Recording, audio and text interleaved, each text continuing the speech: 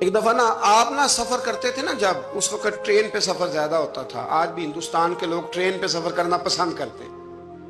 میں نے بھی وہاں ٹرین پہ سفر کیا ہے تو ٹرین بیفور ٹائم آ جاتی ہے، وقت سے پہلے اسٹیشن پہ ٹرین ہوتی ہے، مزہ آتا ہے ٹرین پہ سفر کرنے. تو ایک دفعہ میں یہاں لاہور سے بیٹھا کراچی جانے کے لیے، تو میں نے ان سے پوچھا کب پہنچے گی؟ کہتے تسی بہ جاؤ، جدو سارے پہنچن گے تسی بھی پہنچ جاؤ گے. یعنی ہمارا یہ حال ہے کہ وہ اس نے نا مجھے مطلب اتنا شاندار جواب دیا کہ میں چپ کر گیا. میں کہ گل تے ٹھیک کردا ہے. کہندا جی ٹائم ہن تانوں کیویں دسیے، کیونکہ ٹائم ہے ہی کوئی نہیں، حالات ہی بڑے خراب تھے ان دنوں. کہنے لگا بیٹھ جائیں، جب سارے پہنچیں گے تو آپ بھی. میں کہ چلو ٹھیک ہے، ختم ہو گئی بات. تو ہندوستان میں نا ٹرین کا سفر زیادہ کیا جاتا ہے. اللہ تبارک و تعالیٰ فضل کرے گا، پاکستان کی بھی ہر چیز انشاءاللہ آگے نکل جائے گی سارے دن. اس وطن پہ اللہ نے بڑا ہی فضل کرنا ہے. تو سفر تھا. اعلیٰ حضرت کا طریقہ یہ تھا کہ آپ یہ حساب لگاتے تھے کہ نماز کا وقت کہاں آئے گا. کوشش فرماتے تھے کہ ٹرین بدلنی پڑے تو بدل لیں، لیکن ایسے ٹائم پہ جا کے ٹرین رکے کہ جہاں نماز نہ رہ جائے. یہ خاص ان کا تقویٰ تھا. بہرحال ایک دفعہ نا اجمیر شریف جا رہے تھے، خواجہ معین الدین اجمیری کے مزار پہ حاضری دیں، سلطان الہند کے مزار پہ اعلیٰ حضرت تشریف لے جا رہے. رستے میں نے ایک جگہ مغرب کا وقت ہوا، ٹرین تھوڑی دیر کے لیے رکی تو اعلیٰ حضرت فرمانے لگے نیچے اترو بھائی. ساتھ ہی نا پلیٹ فارم پہ صفیں بچ گئیں، چادریں بچ گئیں، مسلح بچ گئے. اعلیٰ حضرت جماعت کرانی شروع کر دی. رابٹ نام تھا اسٹیشن ماسٹر کا. وقت ہو گیا. وہ جو گاڑی کا ڈرائیور تھا وہ مسلمان تھا اور بڑا عقیدت مند تھا. یہ انگریز تھا، انگریزوں کی حکومت تھی. اس کا دل تھا کہ میں بزرگوں کو نماز پڑھ لینے دوں، پر یہ کہنے لگا چل ٹائم ہو گیا، وسل دے. جو بیٹھ گیا بیٹھ گیا، جو رہ گیا رہ گیا. اس نے وسل دیا گاڑی کو. اعلیٰ حضرت نماز پڑھتے رہے. دوسری رکعت سکون سے نماز پڑھی. اب وہ گاڑی کو آگے لے جاتے ہیں، گاڑی آگے جاتی نہیں، آگے لے جاتے ہیں جاتی نہیں. وہ رابٹ جو تھا وہ کہنے لگا اس کو، ڈرائیور کو چلاتا کیوں نہیں؟ کہنے لگا چل ہی نہیں رہی، انجن میں مسئلہ ہو گیا ہے. کہنے لگا ذرا پیچھے کرنا. اس نے پیچھے کی تو پیچھے ہونے لگ گئی، آگے کی تو جاتی نہیں. اس کو شک پڑا کہ یہ مسلمان ہے، شاید فیور کر رہا. کہتا تو نیچے اتر، میں بیٹھتا ہوں.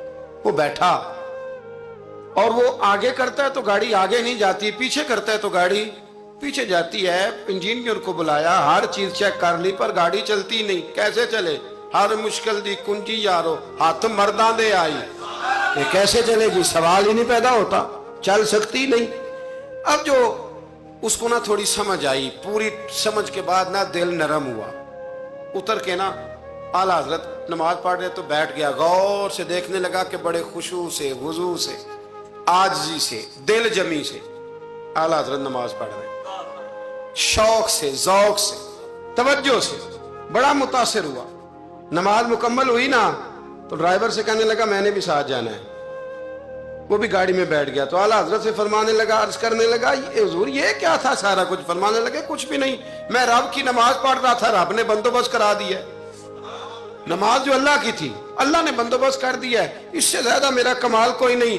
کہنے لگا حضرت جی پہلے میں نے اسلام سنا تھا، آج میں نے اسلام دیکھ لیا ہے. آپ مجھے کلمہ پڑھائیں، میں مسلمان ہونا چاہتا ہوں. اب مجھے کلمہ پڑھائیں، میں مسلمان ہونا چاہتا ہوں. اب مرید آپ کو پتہ ہے مریدوں کا اپنا ذوق ہوتا ہے. کہنے لگے حضور آپ کی کرامت ہے، آپ کی کرامت ہے کہ ایک انگریز مسلمان ہو گیا. فرمانے لگے بڑے آدمی تھے نا تو بڑے لوگ چیزیں اپنے کھاتے میں نہیں ڈالا کرتے، وہ ان چیزوں سے نفع لے کے قد نہیں اونچا کرتے. کہا جناب آپ کی کرامت ہے. فرمایا نہیں میری کرامت نہیں، یہ نماز کی برکت ہے. میری کرامت نہیں، یہ نماز کی برکت ہے کہ میں نماز پڑھ رہا تھا اور نماز کی برکت سے اللہ نے اسے ایمان کی توفیق عطا فرما دی. اعلیٰ حضرت نے اپنی ساری زندگی، ایک شخص نے پوچھا کہ آپ نے ساری زندگی حضور کی نعتیں لکھی ہیں تو قبر میں جاؤ گے تو کیا کہو گے؟ کہنے لگے کہوں گا سرور کہوں کہ مالک و مولا کہوں تجھے. حضور سونیا میں کیا کہوں؟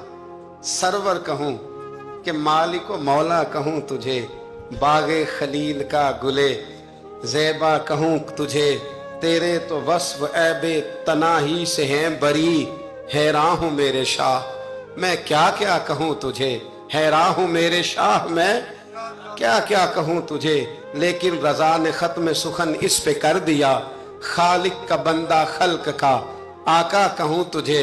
फिर कहने लगे नेमतें बांटता जिस सिमत वो जीशान गया, साथ ही मुंशी रहमत का कलम दान गया। इन्हें माना इन्हें जाना ना रखा गैर से काम, लिल्लाहिल हम्द मैं दुनिया से मुसलमान गया।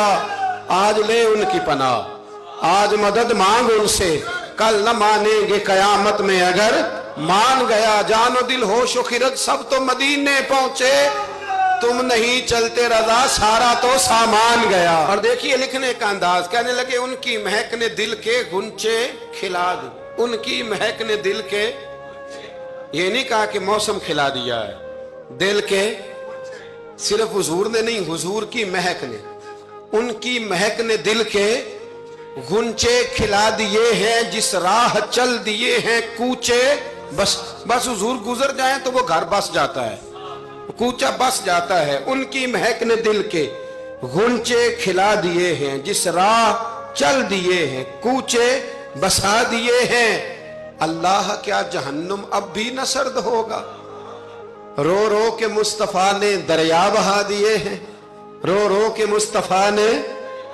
दरिया बहा दिए हैं, रो रो के मुस्तफा ने दरिया बहा दिए हैं। ये शेर जब पहुंचा ना दाग देलवी के पास, इकबाल के उस्ताद, तो वो कहने लगे मुझे कहने दो मुल्के सुखन की शाही, तुमको रजा मुसल्लिम, तुम जिस सिमत आ गए हो सिक्के बिठा दिए। कुछ लोगों ने उन पर बड़े बड़े इल्जामात लगाए, बड़े बड़े, लेकिन आप यकीन करें उनकी जो तालीमात हैं वो उन्हीं की है। उन्होंने कहा कि सजदा सिवाय अल्लाह के किसी के लिए जायज नहीं है। उन्होंने कहा मज़ार पे जाओ तो 4 हाथ दूर खड़े रह के दुआ मांगो। उन्होंने कहा औरत का पीर से पर्दा वाजिब है। उन्होंने दीन जो बताया है ना, लोगों ने बड़े बड़े प्रापोगंडे किए, बड़े बड़े लोग प्रापोगंडे करते रहते हैं। सबसे ज्यादा आला हजरत के बारे में प्रापोगंडा हुआ, लेकिन कमाल की बात यह है, कमाल की एड़ी चोटी का लोगों ने जोर लगाया, बड़ी बड़ी किताबें लिखी, बड़ा बड़ा कुछ कहा, बड़ा बड़ा कुछ किया, लेकिन अल्लाह ने उन्हें कमाल दिया। उन्होंने सलाम लिखा था मुस्तफा जान रहमत पे, उनको अल्लाह ने ये एजाज दिया कि हर मस्जिद में हर जुमे में उनका लिखा हुआ सलाम पढ़ा जाता है, उनका लिखा हुआ सलाम पढ़ा जाता है। सब उनसे जलने वालों के गुल हो गए चिराग, अहमद रजा का ताजा गुलिस्तान है आज भी, अहमद रजा का ताजा गुलिस्तान है आज भी।